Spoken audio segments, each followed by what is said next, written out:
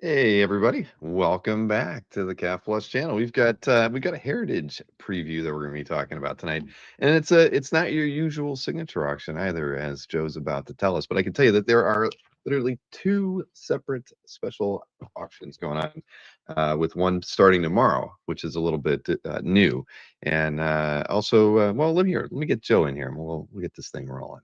Hey Joe, Hello. you have some guests with you this evening. Hello. Hello. My name is Luke. And my name is Andrew. Nice to meet you, Luke and Andrew. Something came up at their parents' house, my daughter, and we came down to hang out with them. Very nice. So you're on the road and everything. Okay, interesting. Well, hey, it's a pleasure to meet you both. Joe is an amazing man. If you did not know that, I've gotten to work with him for the last 3 years, previewing these fun heritage auctions, and we have a good time talking about art. I hope you guys love art as well. Do? Yeah. Good. Especially comic books. All right. Well, that's wonderful to hear. Absolutely. They have a subscription to Archie. They love Donald Duck. Show them the book. The reason that it came up, they're reading The Gilded Man, which we're going to be talking about in a little bit. Oh, wow. Yeah, Awesome. That is, yeah, I was looking at that artwork not too long ago, before the show. It's a fantastic piece. yeah, yeah. Okay. All right, boys. Good night. The It's school night, right? It's a school night. Exactly. okay. Good night. Good night. Good night. Where's my kids? All my kids are out having a good time. They're out. My daughters were at some concert or something tonight in Orlando, and I don't know what my son is doing. He was working for me a few minutes ago, but I don't think he wants to come on camera. But how you been? Very good. Yeah. How about you?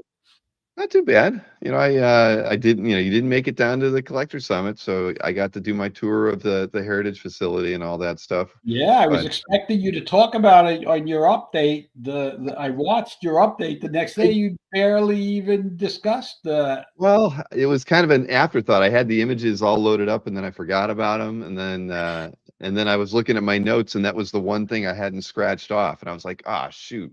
So I did bring, I actually, had one thing I was going to show you. See, well, you missed out. You know that at the collector summit they actually give out these specialty toys. They're all whatever. Wow.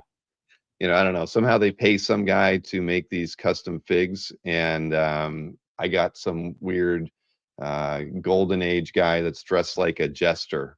So but there were, they had Magneto and Cyclops and things. So I had my hopes set really high that I was going to get a Oh, Marvel character. Howerton does a great job with that summit, as I understand. I mean, we've heard a lot of great feedback. So, I mean, you got to go see Jim and his collection. That must have been pretty cool. That was the highlight. I mean, I have to say that was the reason I went. And at the end of the day, the opportunity to get to see his collection, and clearly they treated everybody really well. Took us out to lunch before we walked over there, and getting to spend 3 hours at his house to see the Maxfield Parrish pieces, so many of them, and the Karl Barks that I didn't even take pictures of, as because it's on the stairway. And yeah, there's just so much there. He could do about 5 or 6 museum shows and still have art to spare, because we're only talking about the stuff that he has at his house. And So he has stuff at museum shows right now and exactly. has plenty of art to spare. Yes, that is very true.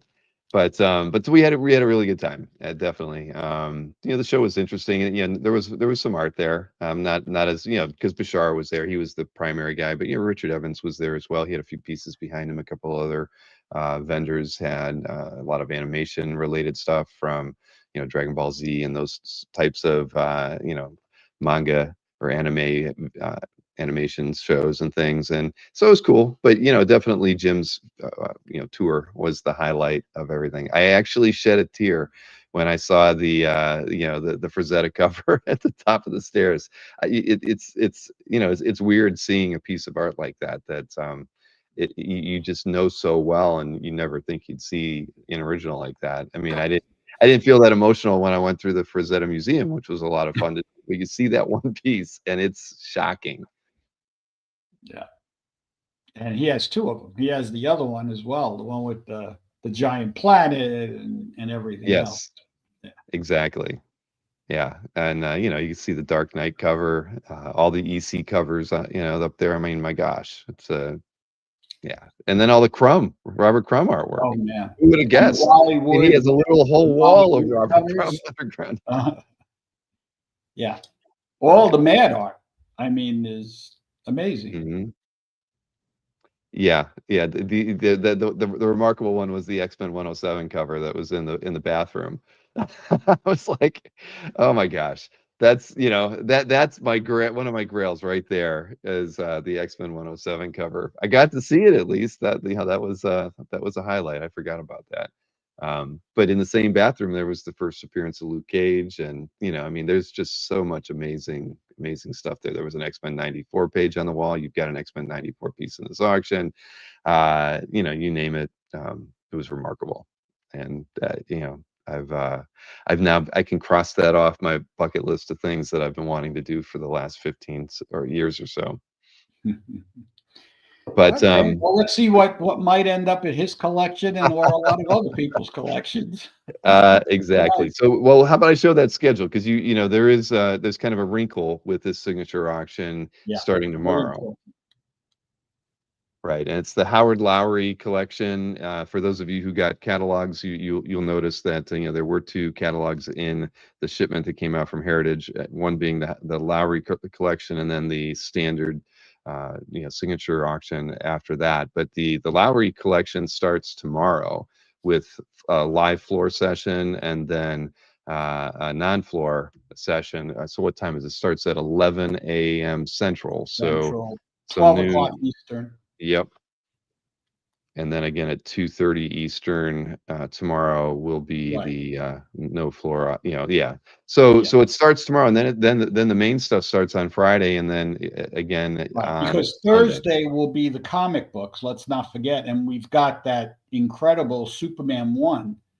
That was, I mean, I don't know if the viewers realize a new find, an attic find of a Superman 1, and we send it down to be graded. And it turns out to be the highest graded copy ever of Superman 1. It's already over, I believe, $5 million. I did not look to see where it was at, but I Yeah. did see it when I was at the Collector Summit, Yeah. Yeah. and it wasn't armed guards. Well, they might have been armed, but there was plenty of security in the room. Yeah.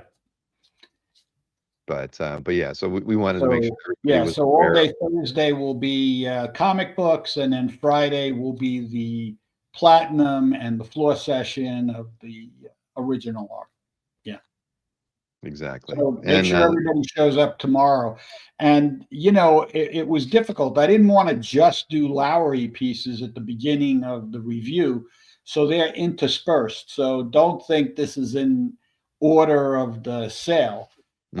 It's this stuff is all over the place. As I usually do, I did it by current price realized, number of bid track, things like that, and things that might be of interest. And if anybody hasn't seen it, this is the Lowry catalog. It's pretty incredible. I've known Howard Lowry going back at least 40 years, at least. And he worked at Collector's Bookstore in California when I first met him. And people that don't know Malcolm Willits and Leonard Brown, that was one of the first comic book stores in the country. That dates back to at least 1966, maybe even a little earlier. And Malcolm was a huge collector of science fiction and Disney. He's the guy that discovered Carl Barks. I could go on and on. And then, but I never knew that Howard and his brother were such big collectors so far back. And this collection is incredible. And they were some of the first people to get material from Russ Cochran and seek out a lot of the key artists that were known back in the time. So they have material that's been buried since the 70s. Hmm. Yeah, I read through the catalog. I mean, it sounds like they started in the late '60s. Yeah. Didn't have a lot of funds, but they picked up a lot of smalls during that time. But Yeah. their time as, in retail and other comics industry related positions brought them into proximity of being able to pick up a lot more interesting choice pieces. I mean, it's kind of the classic tale. You can't start with the Frazettas, but maybe you can end with them. And I think that as collectors, you can actually build up slowly to the point where you can actually trade up to get the pieces that you really want. And this We're is going to talk about the where it's Luana, which might be the second item in the, yeah. And, we'll talk about what it is, but the great part about that is that there's a receipt from Frazetta signed to Howard through Russ Cochran dated 1976. And they paid $6,000 in 1976. I mean, to put that in perspective, in the 70s, if you could find some of the typical comic art was $15. It was 25, $6,000 to young people in 1976 was a significant amount of money. Oh yeah, I didn't see that. Well, Oh yeah, you'll when you click on it next, bring it up. It's I will. and Frank did a remarque, an original remarque on the letter. I'm looking at it now. All right. Well, we'll definitely highlight that when we get to it's the second piece that we'll be showing tonight. But yeah, no, clearly a remarkable, pair of gentlemen who really enjoyed collecting art, and yeah, I mean, it's a tale of of collecting that I think any collector wishes that it would happen to them in one way or another. But these are the kind of people that have wonderful stories that that you wouldn't know. I mean, unless their work came out, like this to Heritage. I mean, the story wouldn't get told. And I mean, these are the things that I love to find out about. People who were really passionate about the arts, and because there's so many, and so many of these people you don't know, or you maybe have heard their names, but you know nothing about what they I mean, collected. that's what your site is all about. That's what makes your site great. It's all That about is collectors. It's all about collectors sharing their stories, getting to the feedback on the art is there for uh, forever. And so they get to write about it and how they feel about it, and maybe even tell about how they got it, and it's all there. It's great. exactly. So like you said, we're going to be looking at stuff not chronologically, so not just the Lowry collection first, but we'll let people know which pieces are from the Lowry collection, so they know which ones are actually ending tomorrow. Um, but why don't we get this thing started here? So, we got to see this piece at the summit as well. It was beautiful. I mean, I think everybody's very curious to see where this thing winds up. Of course, it's one of the most classic Superman images out there, certainly than by Neil Adams at the very least. But um, it's clean and it looks beautiful in person. And anybody who's gotten the chance to see it in person, it's just going to be would be blown away. I was, and I'm looking forward to seeing where this thing winds up. With this piece, we have the three most iconic Neil Adams. We've offered the three most iconic Neil Adams pieces that I think he ever did. The Green Lantern, the Batman cover, and now the Superman cover. What was great about this is I think anybody who was around at the time saw this cover and was just blown away, and it instantly became iconic. And all the licensees sought out DC and tried to get this cover on different products. And that's why it has appeared on licensed products beginning in 1971 until right now. I mean, Hmm. I was in a comic book store in Europe and I saw this on something. I mean, it's all over the place. So once again, an iconic image of an iconic character by an iconic artist and prime period, 1971, Neil Adams. I Yeah. don't know what what else I could say about this? That it speaks for itself. It's beautifully rendered. It's wonderful composition, and it's unforgettable. Certainly museum quality. Yeah, no, I completely agree, and, it's at 400,000 right now, not including the buyer's premium, so I guess that would put it up to 500,000, Yeah, and yeah. I think there's it's a little certainly more valuable than, great. the Black Cat cover that sold, less than a year ago or whatnot, so, Yeah, yeah, it's gonna be a fun one to watch on Friday. I'm sure many of us will be tuned into the live bidding to see where this thing goes. yeah, yeah, Alright, so the next piece is one here from the Lowry that you were just talking about with the bill yeah, of sale. yeah. This is the cover piece on the catalog, Mhm. and again, a very, very well known image, because the derivation of this is it began as there was a Italian film called Luana, the daughter of the Virgin Forest. And the film was very popular in Italy, and they decided to release it in America, with the subtitles. So in preparation of that, they approached Frazetta to do the movie poster. Not only did they decide to do a movie poster and a film, then they decided to do a paperback book based on the film. So the image was on the paperback book. And then Warren approached them and said, "Hey, let us do a short version of the story for Warren Magazine for Vampirella," and it was on the cover of Vampirella 31. So you've got the same image, uh, in 1974 Ballantine paperback, in a 1973 movie poster, in Vampirella number 31, and as we said, and you just showed, you've got that great receipt from Frazetta himself. Yeah, that's a nice little illustration there too, Oh right yeah, here. I mean, look at the movement of these characters. It is. Oh, you're talking about that illustration. I thought you were Yeah, talking I about was gonna say that one too, but I mean, yeah, for a doodle, yeah, what are the prices of a nice, pen and ink doodle by him anymore? I yeah. mean, I remember when I was started collecting, they were, you can get them for like 250, $350, and you can't touch a good one now for like 4 or $5,000, something Exactly. like that. So, Exactly. but no, I love this painting. Like you said, because it's been reproduced as often as it has been, and and it's kind of got it's golden. It has that feel to it. I mean, I can see why Lowry would have been really interested in adding this to their collection because of just the significance of how often it was used and the idea that they got to pick this up directly from Frazetta had to have been also pretty darn exciting, even if they were dealing with through Russ to get it.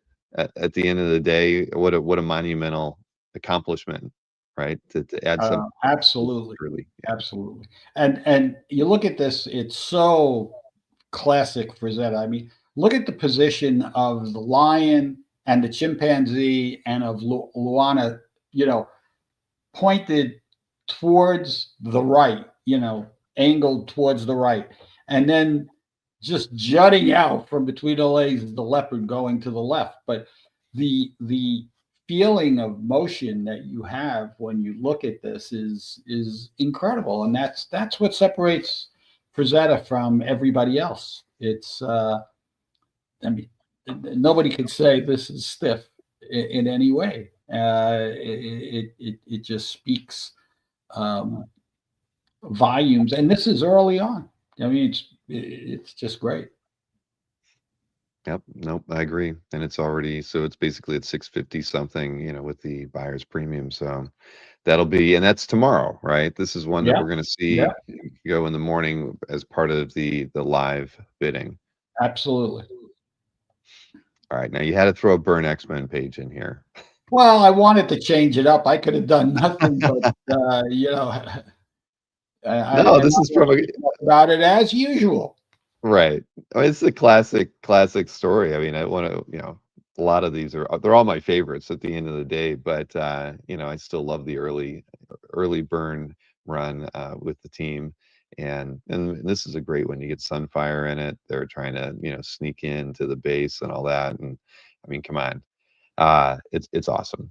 It's just a great piece, and it's already at 41. I mean, sometimes I think we've seen a few X-Men pages that didn't have a lot of as similar like excitement in the last maybe few signature auctions, but this is just cool. I mean, I've not seen it before, and I think that you know somebody's going to be really happy when Yeah, when it's got a this beautiful page. center panel, Hmm. and features, Cyclops, Colossus, Wolverine, Sunfire, and you've got Nightcrawlers there hidden in the shadow. And of course, I knew you'd like it because look at that shot of Cyclops in the corner. Exactly. You can Alberto says it's overpriced because it has Cyclops on it, but no, that is not true. But again, it's just it's so cool to see these pieces because the way Byrne drew all the characters, whether it was Colossus or Wolverine, Nightcrawler in the shadows like that. I mean, all this stuff are things that Byrne was just he was just on a tear at this point, just reinventing how characters could be drawn or perceived. And it was as much the art as it was Claremont's writing that made these books so darn great. And Great and storytelling. Collaboration seems to be a bad word in the industry. Everybody wants to say it's this person versus that. I mean, there were some great collaborations, and this is certainly one of them. Undeniable. mhm, Yeah, yeah. right. Then there we go. Another Frazetta. What is this from though? I didn't read the title. The Moon Men paperback novel from 1974. Yeah. And this was After we're going to see some things that you don't. I've never seen some of the Roy Krinkle paintings that are in this sale that Howard got. I mean, apparently he got a group of early Krinkle paintings.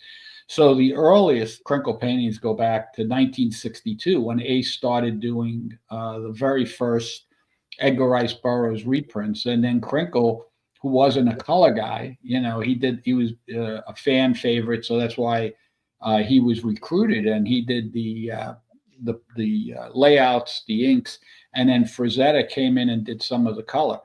But you will see the difference between the palette and the watercolor look and the diluted colors that Frank. I mean, Frank was doing those for like $300, and he didn't get to keep the originals. And in the cases of many of the ones with Crinkle, of course, he got only a few bucks.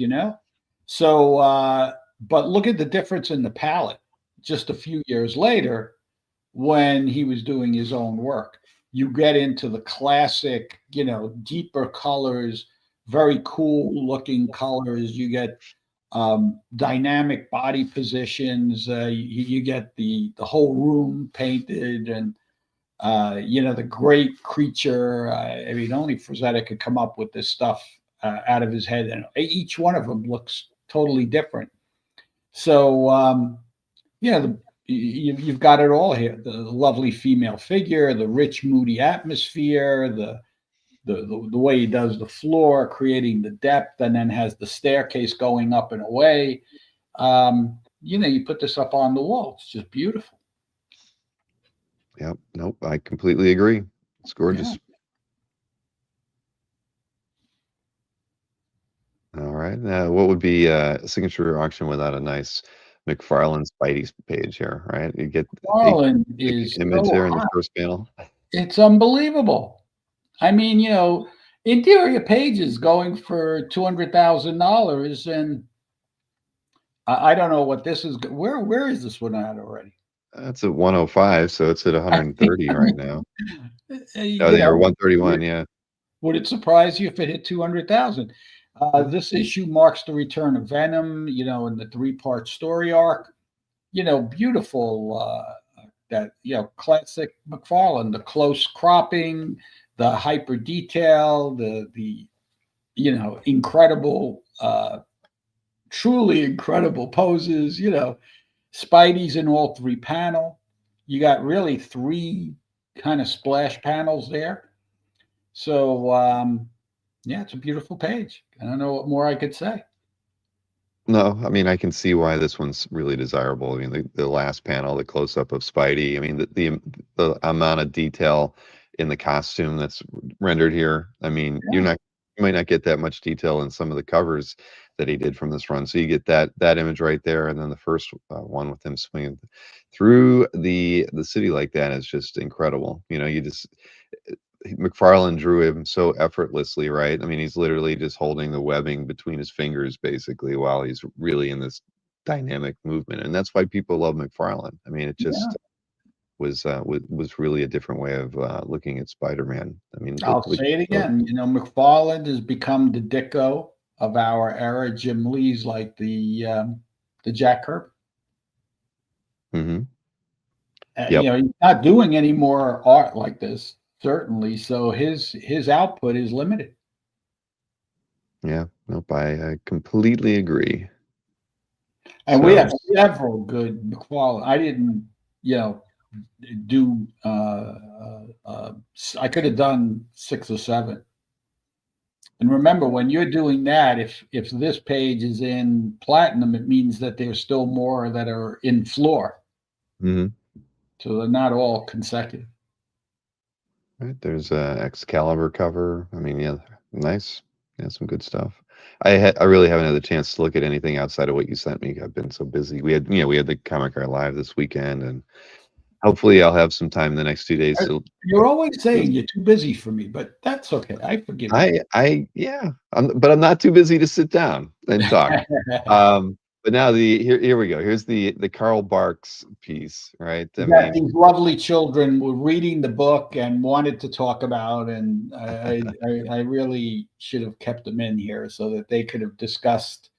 This is one of the classic Sparks stories, mhm, Donald Duck and the Gilded Man, when the ducks, seek out and find El Dorado, and again, Howard Lowry, Malcolm Willits finding Karl Barks. Immediately, people start asking him to do recreations.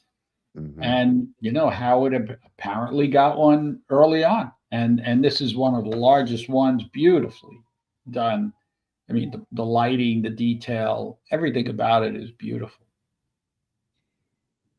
Yeah. No, I mean, it's beautiful, and uh, I don't have I ever seen it. Yeah, I've saw the Barks at Jim's house, but I'm trying to think of other Barks pieces of this caliber that I've seen before. But I just think this is really it's very beautiful, very Yeah, striking, yeah, and where's it at? It's at 39 so far. So yep, but this one's going tomorrow too. So yeah, we got yeah, less than 24 hours to see what this one's going to end up at. yeah. All right. So back to some X-Men. I don't have a problem with this. This is what is it? Portasio and T-Bear from what is it? Uncanny X-Men 283. Yeah, this was the issue where Bishop first appears. Um, he was introduced in Giant Size X-Men. He bursts into this scene, coming in through a portal from the future in pursuit of time traveling Trevor Fitzroy. Now, he first appeared in the last page of the previous issue, and but everybody's after first appearances, early appearances, and of course X Men, and we rarely have such great Portacio pages. So, you know, I think it's going to do extremely well, and I think it's anybody who gets it's going to be very lucky. Yeah, that's a really good page. I remember the moment. But yeah, what is that at? That's 34 right now. Okay. I mean, And that, $34,000. Could you? I mean, these numbers become no, I incredible. mean, sure. 10 years ago, we would be like, impressed if it was at 8.5 or 5.5 or whatever. Yeah, I know it is. It's a different. It's all for the best at the end of the yeah, day. absolutely.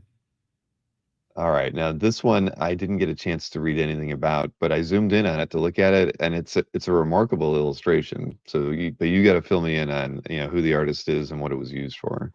Well, Gustav Tengren, when Oh, Disney decided that he was going to do the first ever feature length um, animated film, he decided finally he's going to do Snow White. He decided to bring in a classic European artist who could render, the character right out of the fairy tale. So Gustav Tengren was that type of artist, and he came in and he did all the model sheets. He did the original drawings and the whole feel and look and the wonderful forest, the gloomy appearance around the edges. And then as the film progressed, as time went by, the characters got a little more rounded, a little bit more cartoony. But here, Disney decided to use the original Tengren rendering for both the movie poster, the classic movie poster, and the press book, which came out with the film. hmm. And I mean, no one had ever seen anything like this. I remember when this came out. It came out around the same time that the Good Housekeeping pages, and there was an image similar to this in color that I used to own, and then this one, and this went into a museum type collection and has been there ever since. And it's just, it's 40 by it no, the illustration's not, but the piece that was done from this was 40 by 60. If it I don't think we have a picture of the poster. Do we have a picture of the poster there? No. Oh, But just the the frame. poster of Snow White is looks just like this but in color. So I mean, it's just beautiful. Yeah, it really is. Oh, it's gorgeous. Um, it's a good thing. It's great that they kept with this because it's different than the animation style that was used, but it probably had it was very impactful. I'm sure for people to see it. Um, I mean, Disney bet the entire studio, his own personal fortune, everything on that movie. So for him to use, every single thing was, excruciating for him to do. a couple months ago, I watched a documentary on Disney, and they talked about that. This was like make or break. Everybody thought he was nuts, spent too much Absolutely. money, borrowed against everything he possibly could to make that happen, and he proved everybody wrong. Yeah. Yeah, I have to go back and look. That was a really good documentary too, because it tied in like how he went from there to building like the parks and stuff. It was just really interesting. So here we go. Miller Daredevil page from issue 170, kind of an offbeat It's story. like you have the McFarlane, you have the X-Men, you have the Byrne X-Men. When you have a Miller Daredevil, early Miller Daredevil page, it's got to be there. And this one's, I mean, he's in full combat against a rooftop assassin, which was sent to silence Vanessa Fisk. But Mhm. I mean, there is just dynamic movement in every panel, and you got the classic um, uh, Miller techniques. Look at him break the panel. That characters in the center there are just floating between two panels. Yeah, no, it is a great page. I mean, like basically the first and third panel with him kicking the guy in the face. I mean, all of that's just great. Uh, you know, close combat that Miller really did well with Daredevil. So yeah, these are really really nice. I mean, you Same always thing. think back to this. Swish, swish, swish, swish, swish. It's like a Z. Yep. Nope. I'm with you. I mean, you think back to the classic battles with Daredevil and Bullseye, the way Frank drew those.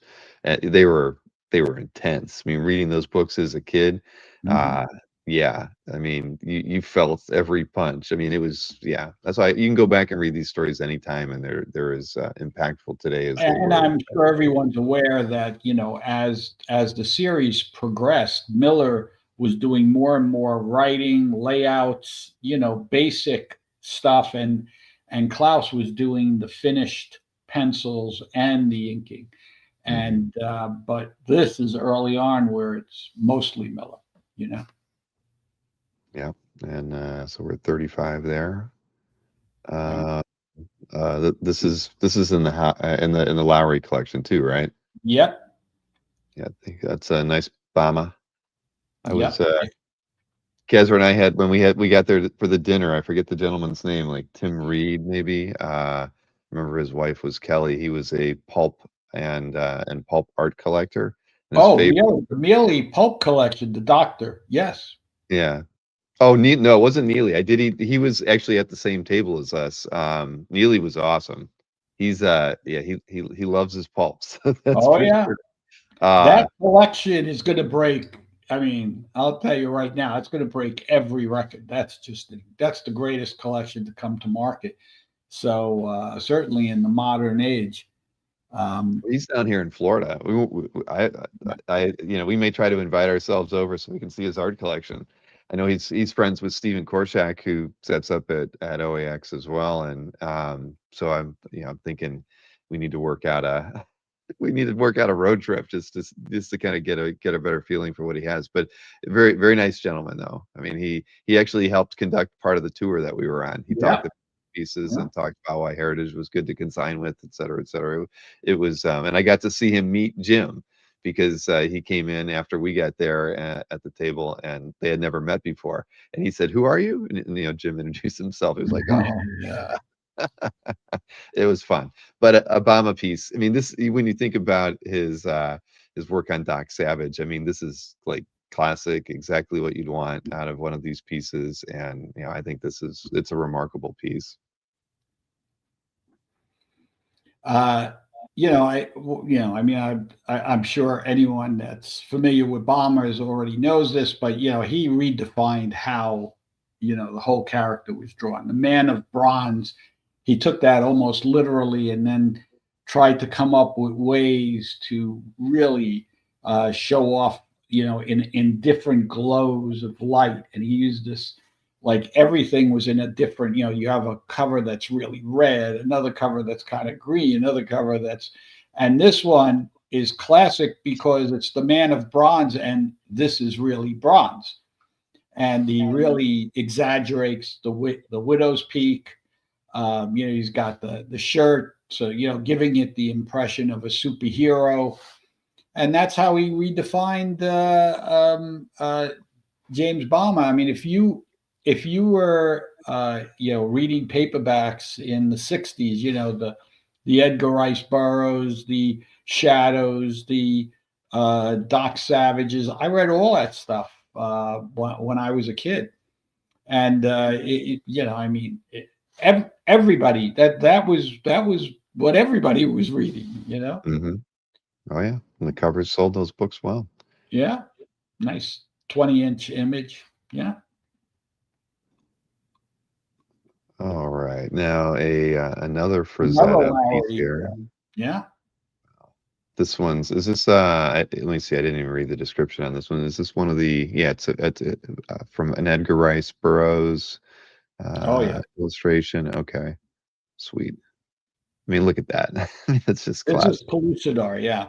This Yeah. is just again, we were talking about the movement and the shape. Look, they're her sword is raised, coming towards you. He's coming towards you. The pterodactyls are coming towards you. The the saber-toothed tiger is turning towards you. Everyone has this twist, this bend, and I mean, it's just it's lyrical, and Wow. that's what Frazetta did great. So you have a beautifully illustrated woman, you have a dynamic scene that's got everything and all the details in it. When Frazetta was working during his period, his Canaveral press period, that's when everybody thought he was at his absolute peak of inking. You know, he had the chance to illustrate a hardcover book for the first time. And I mean, he really took it to heart. I mean, look at that. Yeah. It's already, I mean, it's over 100 with the buyer's premium, but man, yeah, it's gorgeous. Really, really beautiful. And we're Uh, going to see another one that's, you know, another Canaveral piece later. It's just, they're incredible. well, equally incredible, but for different reasons. A This water. one is this is cool. I mean, I got this consignment. The family of a person who was the president of National Cartoonist Society um, was when Waterson won the Reuben Award, which is named after Rube Goldberg, as outstanding cartoonist. He won both in 1986 and 1988. Waterson sent this letter along with that drawing to thank everybody who was involved. So you've got the app. It's very rare when you have the provenance on the piece itself. Mhm. A bare-bottomed, God, that's just so funny. Yeah, that's very nice with the award. I mean, man, that's wonderful. Yeah, well, hey, I mean, we've seen what the published pieces go for, and the fact of the matter is there aren't too many spot illustrations out there used for anything. So, No. this has a good provenance, and it's a fun piece. How's the sound? Can somebody write in? I'm not looking at the chat, but since I'm working at a different studio, is the sound okay? Oh, yeah. I mean, for me, I Well, don't you know and if I, it it's always seems okay, but then, you know, when it gets I sent out for some reason, it yeah. Well, we'll see what they say. I think it's perfect. Maybe Okay. not as professional sounding as when you're at home. There you go. Peter says it sounds fine. Per Okay. and yeah, there you go. Even, Dan Goodwin says it's all good. Yeah, no, I mean, whatever whose ever computer you're at, they have a decent mic and webcam. Alright, but, yeah, Alberto wants to know if you guys do package deals. They do not do package deals, uh, Alberto, but you might ship a few things together. I know when I've seen when Berkey gets shipments from Heritage, you usually have Masonite in there, and a lot of times he'll have one piece on both sides of the Masonite in the bag that, Oh, that. no, overseas especially, people request if they know they're regular buyers, Mhm, they'll ask us to hold items, you know, for, you know, it could be a month, it could be 2 sales, and, then combine the shipping and send it because individual shipping is very expensive, because especially internationally, it's based on the size of the piece in addition mhm, to the weight. So what's one extra page of comic art in a package? You know, it adds virtually nothing to it. So if that's the question you're asking, and I like it when we get real auction questions that we can address. But mhm. yes, that's the way to do it. Well, you have a lot of room at the Heritage offices, or warehouse to store things for certain, buyers. I mean, that was my takeaway, and, we only Yeah, got how'd you like the well, tour? it was good. I like Yeah. going through the fine art, warehouse. That was like the Indiana Jones, scene with, racks as high as the ceiling, which was 30 feet high, and crates all around filled with art or sculptures or, John Lennon, Yoko Ono gold, records, in huge frames. I mean, you name it, we saw it all walking through it, but, no cameras allowed. During those moments. But yeah, no, it was pretty Security, awesome. yeah, security risk. Mhm. Oh, it totally makes sense. I mean, Yeah. consignments from people, yeah, yeah. But it was interesting to walk through and get to see all of that. Yeah. So you have another, black costume Spidey here by McFarlane, Yeah, on this now we talk page about as well. McFarlane. I was saying this one wasn't next to the other one, but take a look at this image. I mean, and McFarlane doing the black costume. Spidey commissions the Fantastic Four's seamstress to sew a new version of the black costume for him. That's after he, of course, found out about Venom. So now he has a nice black costume that's not attacking him. So it's a win-win for him and his wife, Mary Jane, Hmm. on McFarlane page. And lots of webbing on this one too. Yeah. Oh yeah. Okay, a nice nude by Frazetta. What's the size Yeah. on it? This one could get away with being published because it was done for a fanzine.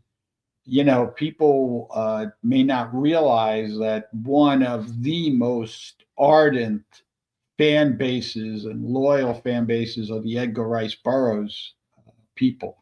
And ERB Dome was the publication. It was done by Camille Quesadillas, and so they, of course, would seek out Frizetter and Krenkel and Williamson and all of the top guys at the time. And Frazetta submits this, which appeared inside the. I mean, how'd you like to read a very crude fanzine, 1974, and this is in the centerfold in the middle. Yeah, that's tough to, yeah. I've seen a lot of fanzines in my time, but not any that had this kind of quality of work in it. No. And I've seen this, unfortunately, I've seen this fake, a lot of people, you got this, traced it, and artists, wannabe artists, and everything else. And there have been many copies of attempted copies of this image. Not easy to do. Mm-mm. And then again, this one's going tomorrow. Yep. All right, now an MCP page. I know that we've seen this one on CAF. I can't recall. I mean, I know it's been out there, but it's a great image and uh, classic storyline. I mean, everybody wants a page. If you like Wolverine, you want something from MCP by Barry Windsor Smith, and here you get a really gorgeous. The Weapon X, Weapon X story. It redefines it defines Wolverine, and the splash is from the final chapter of the 12-part series. Jaw-dropping visuals, the origin of Wolverine's adamantium skeleton, memory gaps, all about it. So and you've got all the beautiful detail of Barry, and I mean, it's just beautiful. We've got an exciting consignment coming up in the next sale. But I'm still in touch with Barry, and we have the original. He still had the original drawings when Stan Lee gave him a meeting that he brought to Marvel and showed Stan for the first time in order to get a job at Marvel. Oh wow! Yeah, how's Barry doing? he seems to be fine. He not one to go into too much detail, but yeah, every once in a while I hear from him and he's okay. All right, great. That's good to hear. Um, I mean, well, all right, great piece, and this one's a Friday. I would assume Friday lot. I would I imagine. think so, yeah. Yeah. Okay. Yeah. 2 days. It's going on Friday, not Sunday. I All mean, right. let's not forget what we had. What was it? The last sale, that great, splash. I mean, Mm-hmm. come Oh on. yeah. Here's that 94 page I mentioned. Yeah. Nice team piece here. I mean, we were actually looking at it earlier. I mean, the panel with Storm and Wolverine in it, awesome. I love, the way they were drawing Nightcrawler here. I mean, he looks more demonic than what he ends up looking like, during Alan Davis's run on Excalibur or whatnot. All of those things. It's just fun to see these characters drawn that early, in the run. Wolverine, Colossus. and Nightcrawler together with Storm. And how Yeah, it about was great. Sunfire? This is the page where he says goodbye. Yeah, I mean, he was he's one of out the of here. guys that came in the in X-Men '64. Roy Thomas Hmm. had created him along with Don Heck, and yeah, that everybody thought he was going to be a part of the new X-Men, and he just see ya. Yep. All right. Well, that's a great page. Yeah, I wouldn't mind having that one. mhm, Then you have Dave McKeon, Arkham Asylum sure. page. Yeah, These are always nice we to have see. uh, we have at least two, if not three, McKeon Arkham Asylum pages. Um, I picked this one because the Joker only appeared on 17 of the 100+ page graphic novel. So in this page, you got both the Joker and Batman appearing. Obviously, Arkham Asylum redefined the graphic novel with its psychological depth and haunting imagery. This is a pivotal page. The Joker's maniacal dominance as Batman, struggles with his own moral limits. Yeah, that's gorgeous. Yeah, And there's there's a another one. Keep two. going. Another one. Oh, That's wow. a pretty good one too. Yeah, I like that one. Well, uh, yeah. It's gonna be fun to watch, as always. Then what do we have here? An Avengers 3 Things page. that never came up, and now we're getting them one after the other. Here's a page from Avengers 3 that was never on the market. I Hmm. can't say where it came from, but this was buried, and the Submariner uh, turns the Hulk against the Avengers. The Hulk was part of the original Avengers. With Iron Man, Thor, Giant Man, and the Wasp. But in Avengers 3, it's Submariner that is the adversary, and he convinces Hulk that he should join him against the Avengers. So next thing you know, it's the Hulk and Submariner against the Avengers. Wow. 1964, historic Marvel classic issue. Yeah, that's awesome. Let's see. It's Ryman Inks. That's right. So Yeah, it's 10.5 right now. That's yeah, cool. Well, yeah. it's Yeah, always the nice to see stuff Bilderberg. you didn't know was out there. Yeah, Oh, now this next one's gorgeous. There you go. Bill Sienkiewicz, Dazzler 28 cover. yeah. And Only 8 were painted by Sienkiewicz, and this is, if not the most memorable, one of.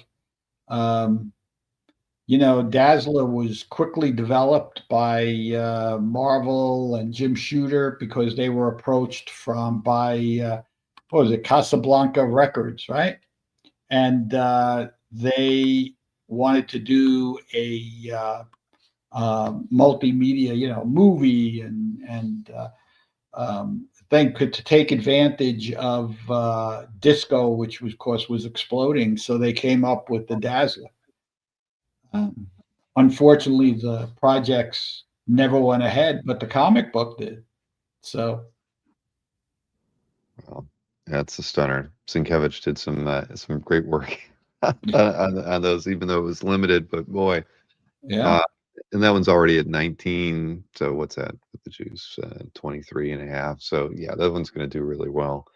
And stuff like this. This is the era of Sienkiewicz that you want, and Dazzler's a pretty cool character. absolutely. Larson Yeah, Spider-Man. See, this wasn't my Spider-Man was not Larson Spider-Man, but the more I see it, the more I really appreciate his work on the run. I mean, it's uh, very stylized. I mean, looking at this piece, it really is very nice. But initially, when I was going back and reading back issues, it was like, I don't like it as much as I liked maybe McFarlane.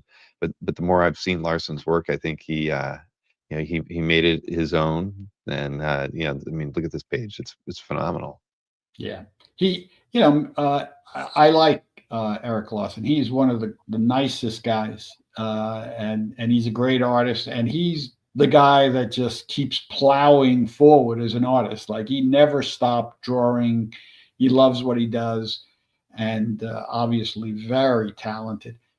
He was taking over for McFarlane. This is only the second issue that he drew, and he was filling in for McFarlane at that point, and he would take over 5 issues later.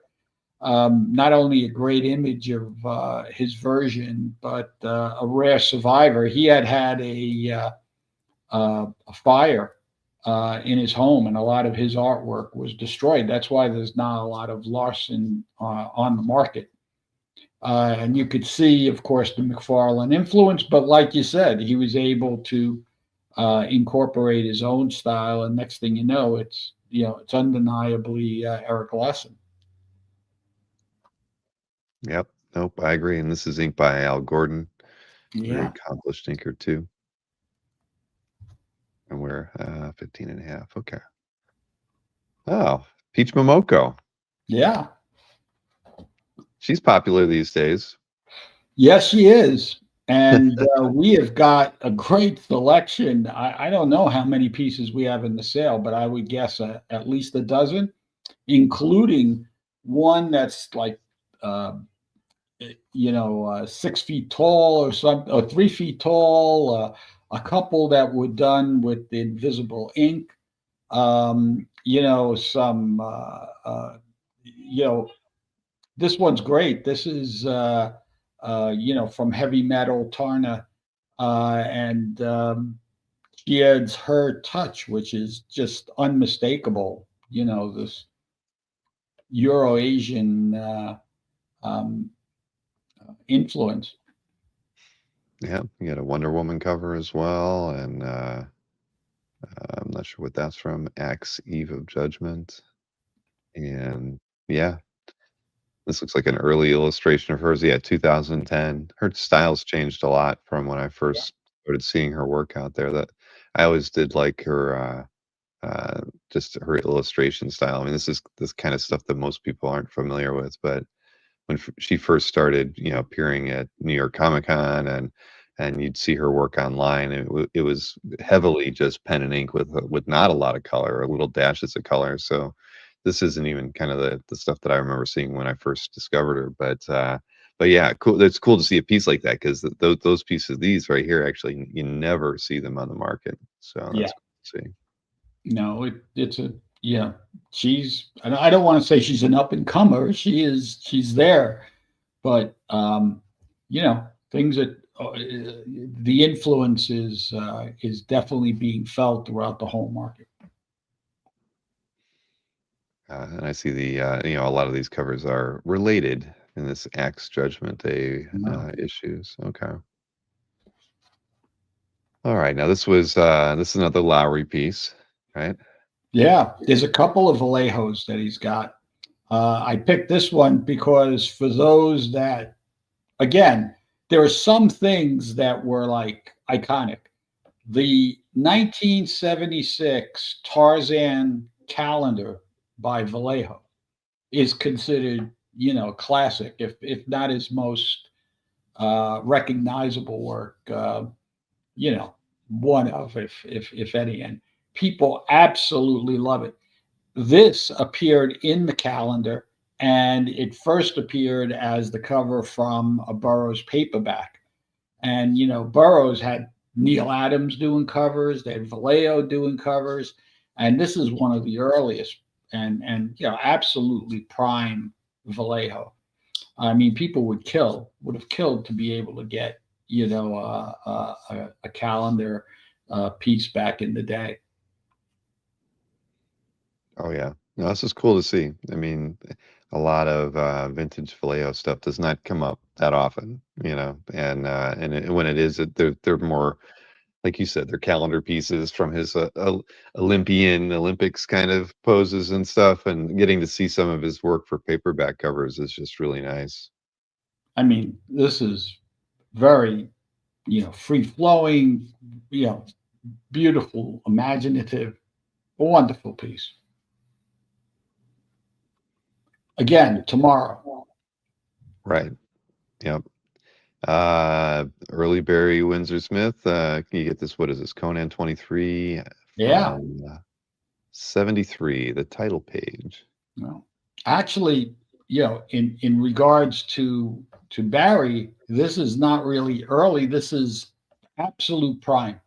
Some people are not enthralled by his early work. He was influenced by Kirby. He was a little bit more cartoony, and then as he progressed, he started more and more his own style, throwing in the super detail, and I mean, he got away from the beefier Conan, and I mean, people absolutely love the work, from this period and a few issues before. And it's very rare that you get a splash page coming to market. Yeah. No, it's great, and I know what you mean. I just think like it, a lot of the stuff before this, like you say, isn't as sought after. The style's a little different, and it's funny when we think about him having a heavy Kirby influence, right? Because he, but if it's true when you look at his stuff prior to this, it's just when he was doing Conan, he really, like you said, came into his own. So yeah, this is Wait until you see those pieces that I was telling you about earlier. That'll be the next thing. He's got Galactus, he's got the Thing, he's got a lot of Kirby, the Inhumans. That's what he brought in to because he so adored that. hmm well, yeah, that's awesome. Yeah. Let's see. Oh, adult material. I have to click to view it. Uh-oh, what are we gonna see here, Joe? What'd you pick? An Arcanum. Oh man, I even have to sign into my account. Okay, this is serious. Okay, it's a Frazetta horror piece. Oh, come on. A lot of times it's funny. More risque stuff than this doesn't get the adult Oh, look at the tag. previous the color piece we showed. That Right, didn't. exactly. I do not understand, I mean, what we all try to impose our adult restrictions on stuff. We have things we have to do at CAF as well, but yeah, I mean, this is yeah, it's very nice. You're right. We were looking at another woman earlier. She was almost as naked, but well, she was more than that. She was. Yes. All right. So what was this from though? It's a The horror Arcanum, illustration. Oh, yep. the Glenn Danzig book. Mm-hmm. Um, I mean, I can remember Frank doing these. This was the most incredible display of art that I ever. Glenn had come over my house. Let's go see Frank, and we went, and he pitched the idea. And Frank had been suffering with the thyroid and everything else just before this, and we encouraged him to, you could do it, try a few, it'll be all pencils, it'll be whatever you want to do. He was knocking these things off like, one every day, every other day, every image right out of his head, every image totally unique, from that giant octopus image, and that, Mm-hmm. the trolls, and then, here is one, that makes more sense. He always loved horror and the classic Frankenstein, Dracula movies and images. So here he incorporates, there's two things that he loves, horror and beautiful women. Mm-hmm.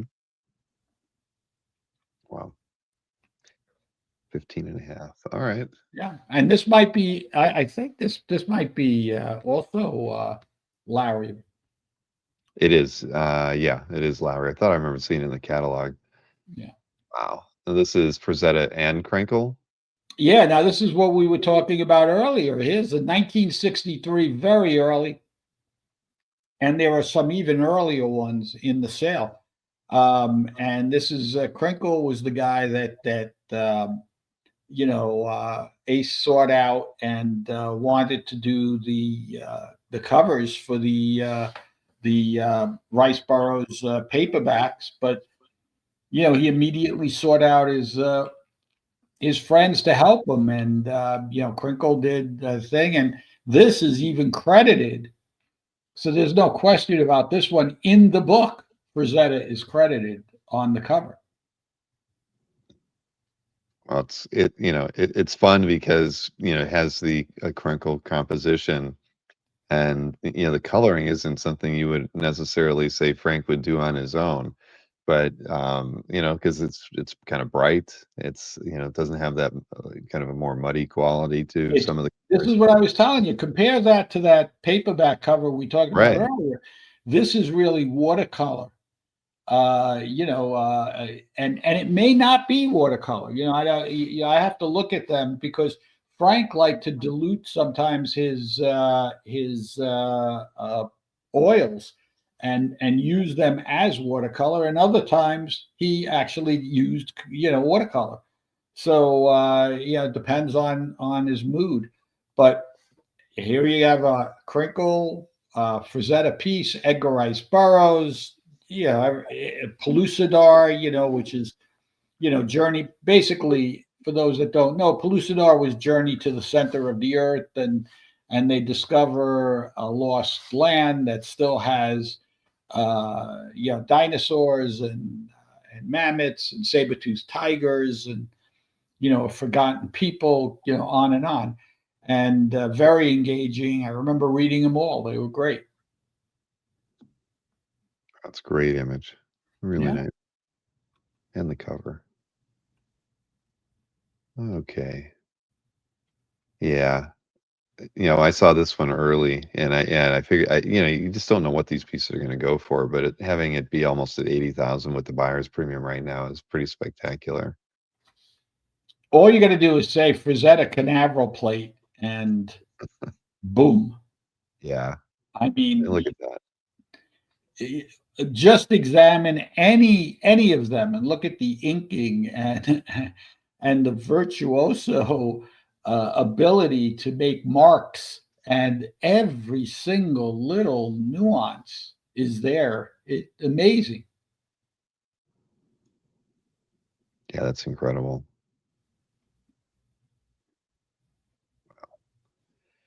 Yeah.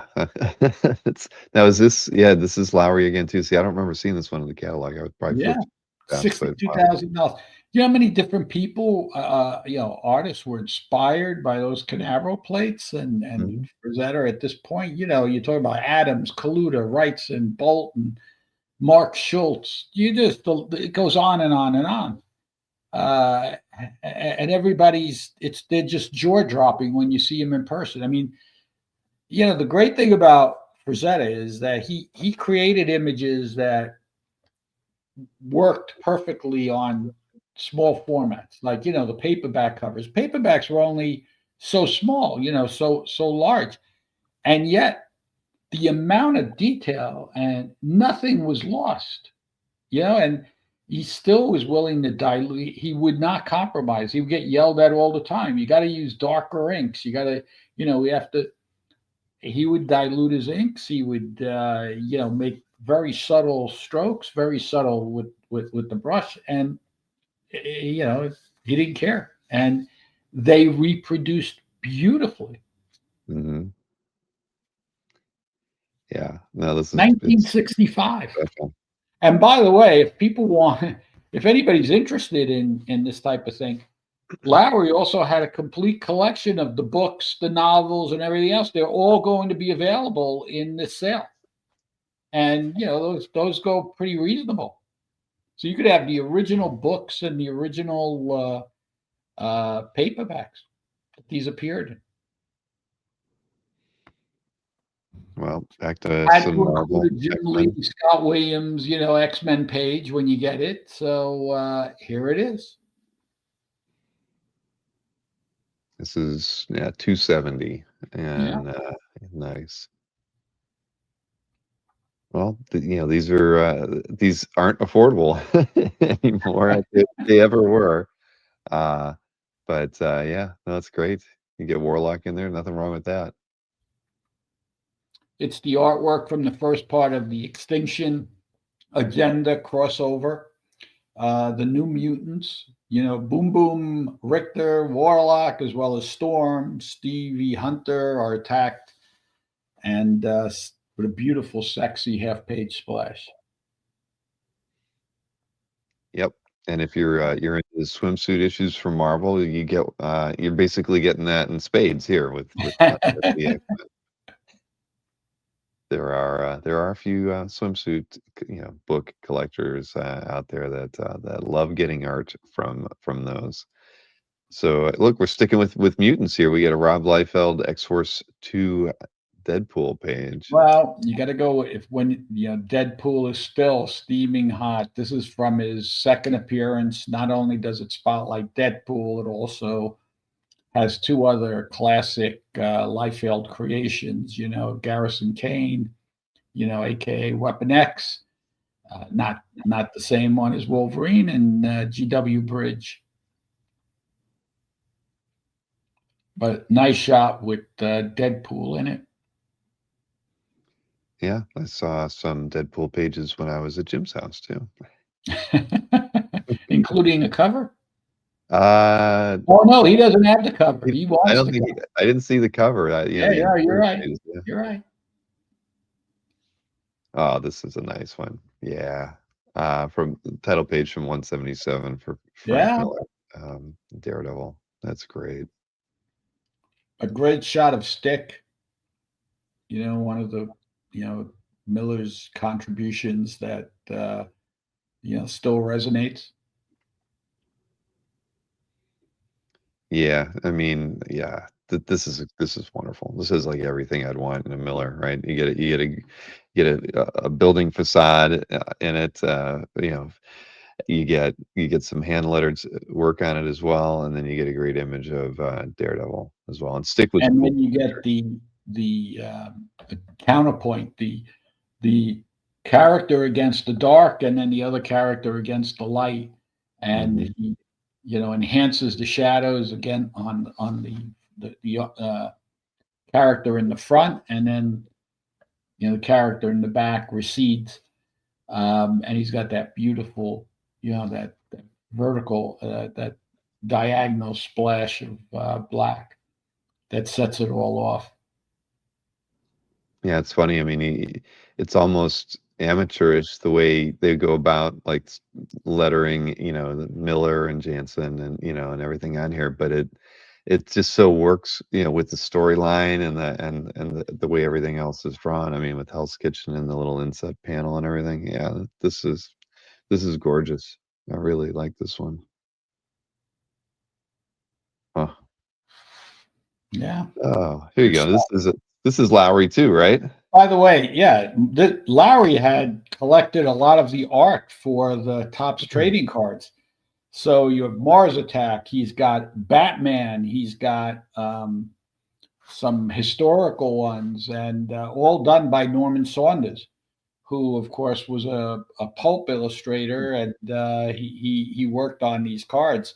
You don't often see a Mars Attack card, the original art with the Martian, and in battle with the Martian, shooting the soldier, and the soldier about to hit the other one, and you know the beautiful girl in the foreground, sadly probably dead, but oh yeah, this is what it's all about when it comes to that. 1962. Yeah, that's a cool one. And yeah, Incredibly popular at the time. Obviously, I mean, they went on to make a movie based on it. Yeah. oh, so you got some Magnola too. Yeah, and some we got more significant art from Mike, and yeah, we also have one of the first concept sketches of Hellboy in this sale as well. Here he's got really nice panel page, um, Return to Corpse, the whole bit. a lot of sculpted black, sparse geometry, beautiful Mike's beautiful ability to turn myth into muscle and stone. I like the way our cataloger phrased that. Look Yeah, at that. There you go. Oh, it's 6 pieces of art. Okay, cool.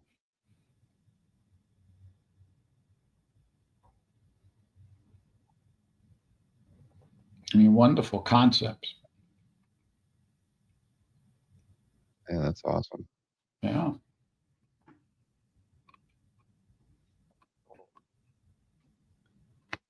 All right, Schomburg. Now, here's something I think we've touched on it in the past, but those that don't know, Alex Schomburg had disappeared for decades from the scene. And in the late 70s, early 80s, it was Malcolm Willits that sought him out and Howard, and they got him to do recreations. So Collector's Bookstore was doing uh, auctions, and they were auctioning the Schomburg recreations, and that's where they all came from, with the exception of the couple that he did for the Overstreet Guide. I mean, these are the only ones, and that same precision, and I mean, he was meticulous in what he did. Obviously, now this is very unusual because it's not a time, it's a classic timely cover. This one is from Gangsters at War, number 27. It was used in the comic book Killer, conceived as this was a facsimile, a lost comic book that never appeared. That was the concept. So this was a totally new concept used for for that purpose. But yeah, you got the Nazis, you got the girl, you got the hero flying in through the window, and it's supposed to Norris look would be proud of this move. It's you're parachuting in and you can make it right through a window and kick 2 guys in the face. I mean, that's impressive, right? But right the out of thing the is, serials. It's supposed to look like a 1950s pulp, you know. oh no, it totally does. I mean, I like the idea that they were, approaching it in that way to make something Yeah. that didn't exist look like it should have existed. Yeah. Now you said okay, so this was Lowry too, because you mentioned the collector's bookstore as well. Yeah. I mean, that's why he had so many opportunities. And I think I've heard the name Collector's Bookstore before, but there must be an interesting history behind that. You know, it's not your average comic shop. Oh no, Leonard Brown and Malcolm Willits together formed it, Hmm. and they immediately went out buying Golden Age. I knew Malcolm for many years, and one of the greatest things I ever saw was he told me he decided to run an ad in almost every major newspaper across the United States saying "Old comics wanted," and then left California in an old station wagon and started driving across the United States, picking up these collections. By the time he got to New York, he had complete runs of Action Comics, Detective Comics, Superman, Batman, every major Golden Age comic book. He gets to the last guy who had contacted him, a guy named Richard Merkin, who was an artist and a collector of Disney and popular pop culture. He gets there and he tells him what he was doing, and Merkin says instead of selling him his stuff, he says, "Can I see what you have?" And he goes downstairs, and there's a station wagon just full of comics, and he buys the whole thing from him. He buys one of everything. So Wow. he then has to have it stored. He didn't know how to store it, so he brought it to a bookbinder and had every book bound. And that's where this famous set of Action Comics bound and Detective Comics, and all of that came from that. That's incredible. When I started with Christie's, Malcolm said, "Why don't you come out and see me? I'll give you some stuff." So I'm thinking, I don't know what he has at the store. I Hmm. go in the back. They still had a complete room with shelves, and they had runs of every Marvel comic, multiple copies that they had from when the comics came out. And he gave me sets of everything. He's just great. Unbelievable. Yeah, That's a great story. yeah, I thought you were going to say he traded it for the art because or traded it for art rather than selling it all. But that's even better because it ended up creating something that even I've read about. So that's really cool. yeah. Um, so here we go. Yeah, We have the a. rubber Vampirella cover. We had Mhm. one in the last auction. They never used to turn up. Now we've got two in a row. Enric uh, cover of Vampy 65. You got this great, you know, alien creature and Vampirella looking great. 1977. That's nice. Beautiful. Well, I mean, there's a lot of Enric collectors out there. Yeah. I'm sure Beautiful this is on a lot of interstellar people's radar. background.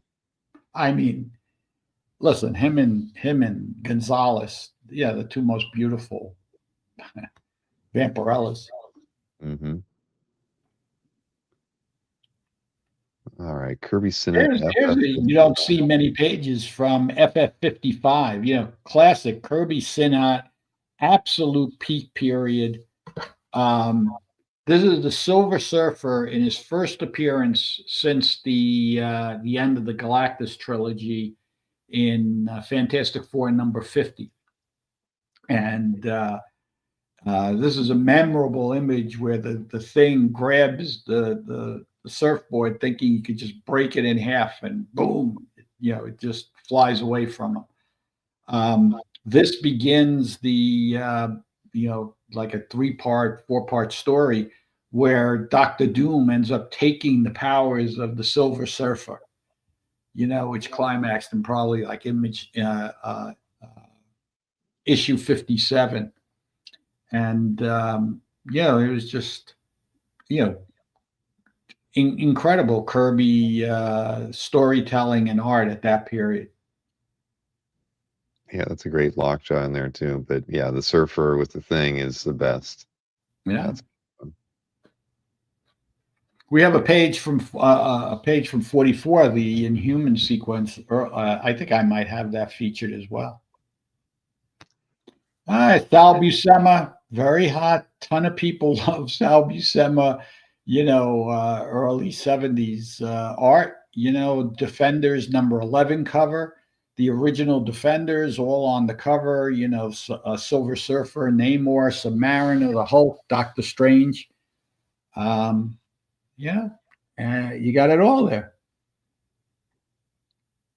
Yeah, Sal's work has you know gone up in value. The interest around Sal has Amazing. grown a lot too. I mean, I think he was always I don't know. I wouldn't say people considered him average, but he drew so much and so many classic storylines. But the last 5 years, art collectors have made it really more difficult to pick up pieces that he's had his hand on because they love it. And, Yeah, and and there was a point where it was kind of a little more accessible and available, but it just shows you how quickly a market can turn around and be see the prices double or triple in a short yeah. amount of I mean, I think it's a combination of there's a greater appreciation for Sal and his art, but obviously he, like you said, he worked on so many important, what have come to become great storylines that you can't ignore it. You know what I mean? It's just like, yeah, and those books were extremely successful. So, you can't say that he wasn't effective as an artist. right. Well, it's something about it. He had a very cartoony quality, like this large creature here. I mean, but it works, and I think that that's what got kids to buy the books and that Yeah. made stories fun. it was enjoyable. It wasn't dark, and that's all. That's what made Sal's work really special. But I don't think, reading the books when I was young, I don't think it really clicked. But I look at it now, and I see what was special about his style. There's nothing really like his brothers at all, and Oh, yeah, absolutely. Yeah. And this is an interesting piece. I mean, this is crazy. this is a jam. A Wow. jam piece that was originally done for Wizard, and they planned on doing a special anniversary piece featuring the art of all the current industry's top artists. So they started out with George Perez, you know, laying everything out because he was so great at doing multiple characters, and then they were going to send it out to all the hottest artists to add their key characters into the piece. But with anything that complicated that had to go to so many people with such a deadline, you know, it ended up getting delayed, and certain people couldn't do it, and everything. So it ended up going to David Finch, but you had already McFarlane Spider-Man, you had Superman by Alex Ross, you have Charis, you have Batman by Jim Lee and Scott Wayne, the Hangman and by Brent Anderson, and on and on and on. Yeah, that's pretty cool. And Finch is, doing a lot of the characters in there, but it works because it helps tie the Yeah, whole piece together. yeah, Yeah, and I mean the Prez stuff stands out. Yeah, that's pretty cool. Well, one of a kind. You're not going to yeah, be able to, certainly. duplicate something like this again. Yep. If you want one piece to summarize that whole era, this is it. Hmm. Finch is the glue. That is right, Marcus. Let's see here. We got a Sandman DPS. Yeah, I Keith decided to. We had a Ringenberg. couple of Sandman pages in the sale. Keith and Drigenberg. This is issue 2, a double page spread, and Lord Dream has just returned after his long absence, where he was captured and held captive for so many years. So here you see Sandman, Lucian Kane, Abold, and the birth of little Goldie. Yeah, it's they the page layout is just amazing. Fun. Uh, yeah, that's something special. And again, we've told the story. We talked about that. You and I talked about that Sam Keith cover in the last sale, and Hmm. it ended up going crazy. Yeah. Uh, Keith, he's doing this, and you would think this is ideal for him, and he never liked penciling the thing. So he did a limited number of those, but and then they reversed roles. Look at that classic image right there. That Ken Kelly famous monsters of Filmland piece. That's crazy. There are so many good pieces. I get every single review. I say, I gotta look listen, at we're that one. talking about 40 items, but I could have.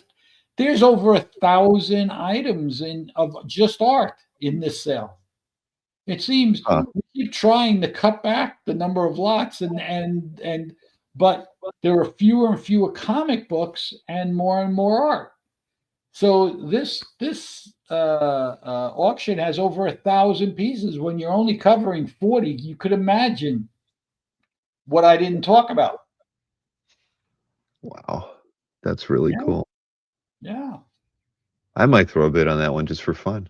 yeah. 'Cause that's I such mean, a that's classic. not I love cost that. I've always thought that was a fantastic. cool image. It's beautiful. I like that early stuff, and I mean, it should go reasonable. That's Ken Kelly right there, everybody. I mean, that's an Yeah, awesome piece. I'm setting that one aside. I'm not going to show that one anymore. Uh, you have a Frank Miller Wolverine 1 page.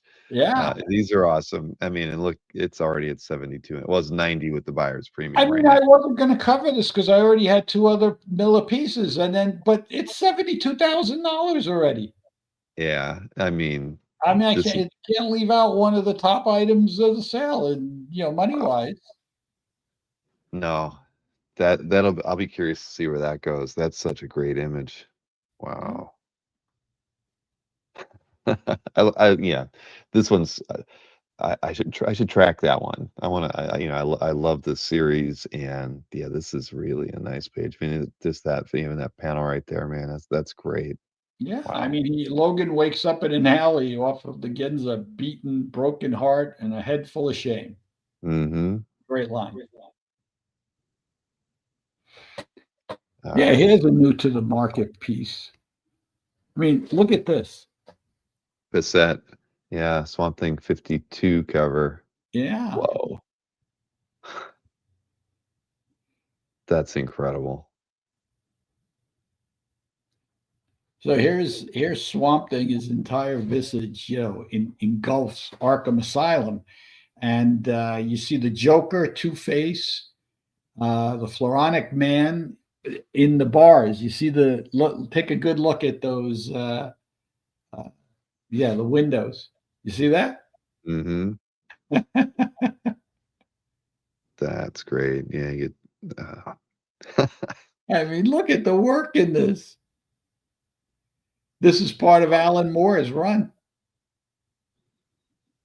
This that just helped redefine the whole era. yeah, that's an amazing cover. Yeah. Wow. Huh.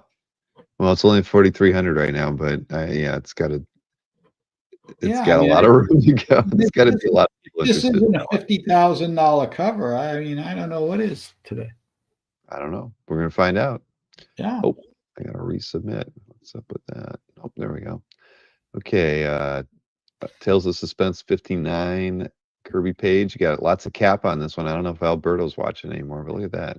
Oh, I hope he is because there are several great pages in the sale. The reason I talked about this is that we have a page.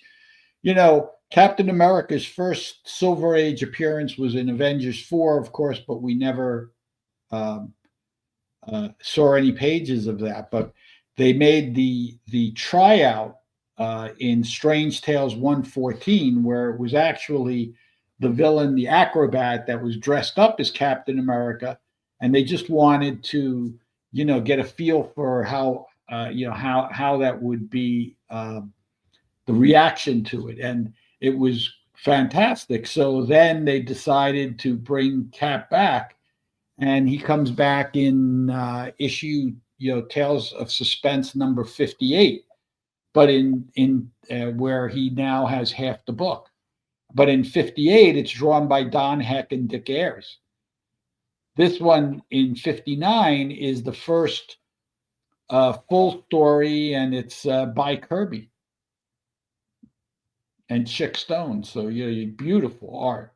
Right. I always And like Chick Stone's inks over yeah, Kirby. I mean, look how, I mean, they're not even like, like rich, dark blacks. I mean, there's just something subtle about, well, that was um, his um, thing. He yeah, used a brush, and I knew Chick. He was a great guy. yeah, I love this page. That's Yeah. amazing. Wow, look at that gun. That's a Kirby gun right there. Oh man, yeah, this is a great page. Oh well, that's yeah. I What mean, else we got here?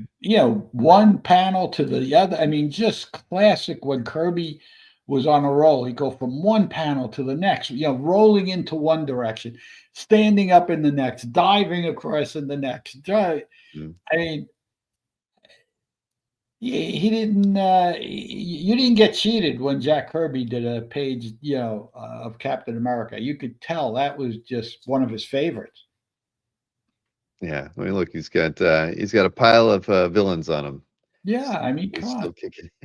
It's It's it's fantastic. it is. Then you got Uh, to. I was telling you, I mean, I had to include it. The Kirby Synod page from, the first Gorgon, which is one of the Inhumans. Leading into So yeah, this the is the Inhumans. beginning of the Inhuman saga. For the first time, he's introduced, not but the concept of the Inhumans themselves is discussed in this issue because prior, remember, Medusa had shown up in an issue, but again, this is when Synod had taken over the book, and the quality of the inking was just phenomenal. Yeah, that's a lovely page. It really is. Wow. Yeah, that's great. So plenty of good Kirby pieces in the auction. All right. Let's see. That one reloaded. Okay, we have a Green Lantern page from 77. Adams. When you Story. have a page from the Adams Green Lantern, Denny O'Neil, story arc, you got to include it. Hmm. I mean, this influenced so many artists. I mean, look at the poses, the drama, um, and you have Green Lantern charging his battery, his ring, and the whole bit. A very impressive panel. It's only the second, it first appeared in 76, and this is 77. So that's kind of a paste up panel here. I mean, it's all original, of course, but it looks like somehow it's Yeah. there. But that's cool the way they did it. I like that. Huh. But yeah, of course, with him in the ring, that's what you want. You want him in his, in brightest day and blackest night. That's it. I mean, everybody wants one of those, just like a Thor transformation page, right? I mean, it's all Exactly. And you by got. the way, we have a great Thor transformation page in the sale. You do not. Yeah, we do. What's it from? I don't remember if it's 109 or something like that. Okay. All right. Well, I've got some research to do afterwards, Yeah. just so I can see it.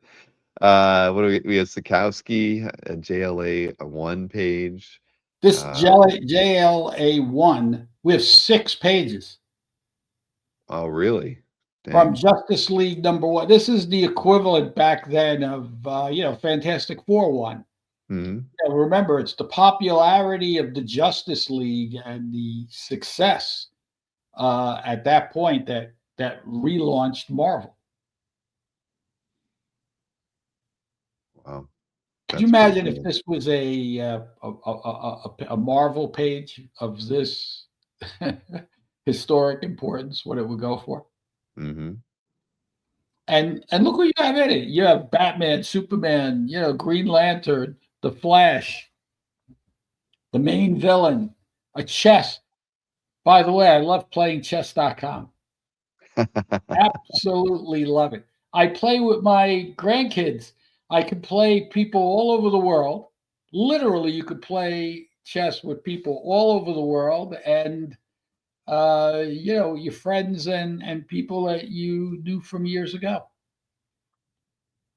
Amazing. And this is Wonder Woman's in it too. I didn't see her at first, but Yeah. yeah, And man. isn't that the Atom? And is that the Martian Manhunter as well? Maybe. Uh, kind of looks like it. Hmm. But yeah, well, you still never know where something like that can go. There's plenty of DC fans out there. They're I just would not love as. to have any of those pages. Oh man, now you're ending on an interesting piece, and I think maybe we've skipped one of these once in recent history, but we tend to always feature one. So here we have a I have to because this is featured the two end. cover. Yeah. Oh, This this is is the it. end. You got to get the Doors to sing the end. So this is the last cover that you As that far as I know, I mean, okay. we have not only the cover of issue 2, but issue 1 was never sold in the open market. So we have the person who collected a lot of these covers had a recreation done by Fabry of number one. So we have that recreation in the sale, and this is the published cover of number two. Hmm. Wow. Very well known cover, Yeah. iconic, beautiful detail, beautifully rendered, wonderful marks. I love the glow where he just touches that bright red all over the place. Everybody loves those covers. Wow. Yeah. Well, we'll see where this one goes. We've seen a few of them go pretty high, Yeah. surprisingly in some cases, but in others, I mean, it's all back to who loves it most, and is there, how plentiful are those buyers, especially since there's been a few of these out there before, but still, this is from issue two. So, And yet the price, what ends up happening with this stuff? mm, They end up getting sold and then they disappear for a while. And then when they come back up, they're double the price. that's usually how it works, unfortunately, for for all of us. Now, wait, I got to go find the store page. Let me see if I can. Let's see what we got. I'll have to dig around. I don't want to make everybody wait for me to try to find the a transformation page, but it's in here somewhere. You should have done Journey into Mystery. Oh, is that what I should have? I tried just Thor. You're right.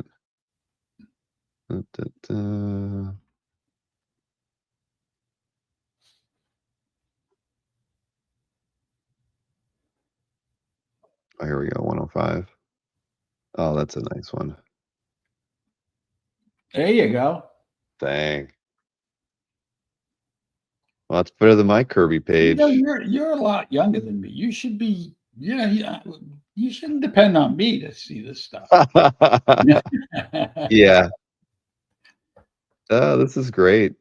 Oh, all right. I'll leave it. I mean, again, it's gonna go a lot more than I could ever afford, And but that is my favorite period of Thor, yeah. right in that, where every issue had a great new villain, the Destroyer, um, uh, what's his name?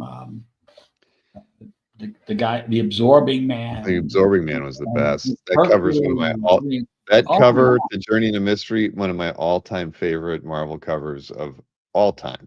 I mean, that one ranks up there. I mean, and I even really like the one with him fighting Magneto right around that same period. But the Absorbing Man cover is, to me, like better than the him fighting Hercules in Yeah. 125, I mean, I 126. remember. I mean, is this Coletta? Who inked this? This is Stone. Yeah. Yeah. So, I mean, Coletta did some of those great issues, but Stone's work was just so. I mean, you have here a beautiful page. I mean, look at the way Blake is drawn there. It's beautiful. Yeah. And Thor and come on, I'd love to have this page. I have actually a really nice I'm page. sure you do. So when do I get the tour of your place, Joe? All That's right, when you come your up, collection. you're always welcome. Okay. I'll Well, even let's have my work that out. charcuterie board, some cheese and Hey, stuff. I'm there. I keep threatening to make a trip up, to the Northeast at some point, and Who was I talking to? I think I was talking to Dino at the exhibit, at the Keith Fromm exhibit, yep. and I said, we've kicked around the idea. I understand these guys get together every once in a while on Mhm. during a auction and like to, get together at somebody's house and do. I've got plenty of room in my new house. Maybe we're going to do that in the summer, especially where the pool, people go swimming, stuff like that. And we get to look at art the whole day. That'd be great. Yeah. All right. Well, we'll talk more about that, Joe. But a reminder to everybody that the Lowry portion of this auction is tomorrow.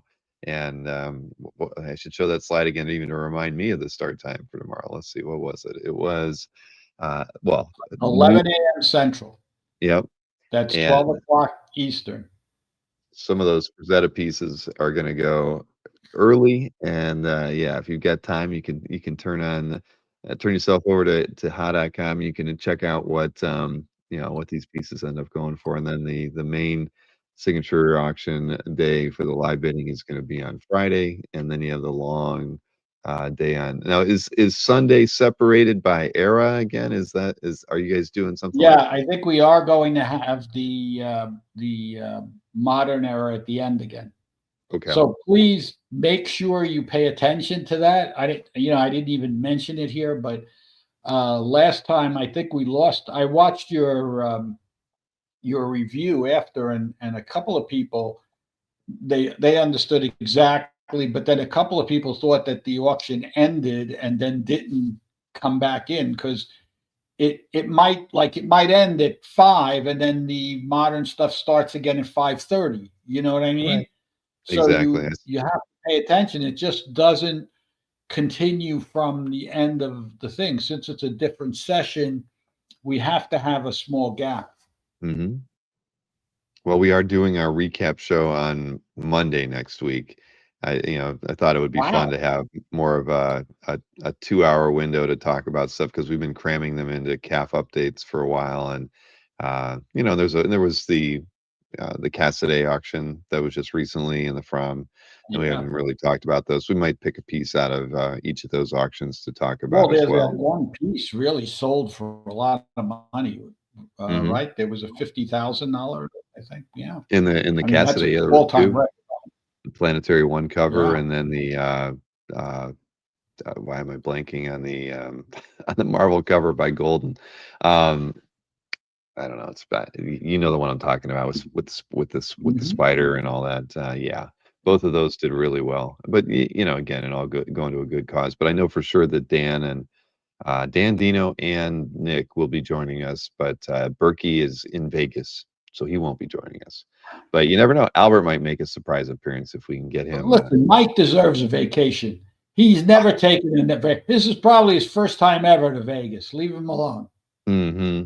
Yeah, this is he goes to Vegas this time of year, so he places his Super Bowl bets.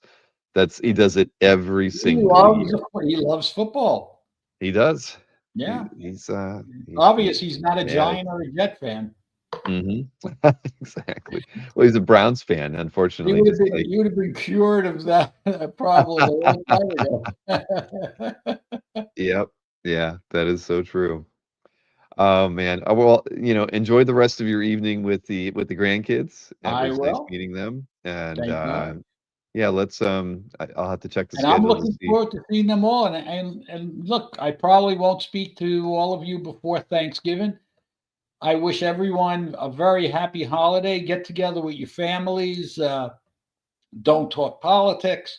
Take the time to enjoy some good food.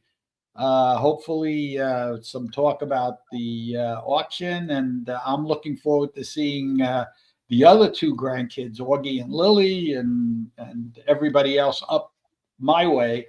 And we'll all be together. That's So the very wonderful. best to you and yours, Bill. Thank you. Thank you very much. I appreciate that. It is a fun time of year. I'm going to get to go see my mom for the holidays, and I haven't seen her. I feel like I haven't seen her in 8 months. I know it hasn't been that long, but yeah, no, it's the right time. And we are, and just so everybody knows, we're not doing a show on Thanksgiving, just like we don't normally do on it. So no calf update in a week and a half. Everybody should have that night off and spend it with family. But Amen. yeah.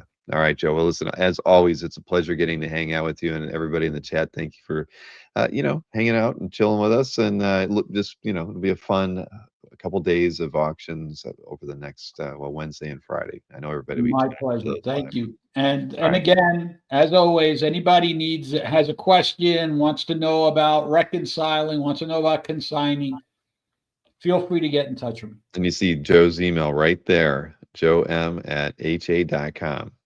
That's the one to Thank use. you. All right. Good night, everybody.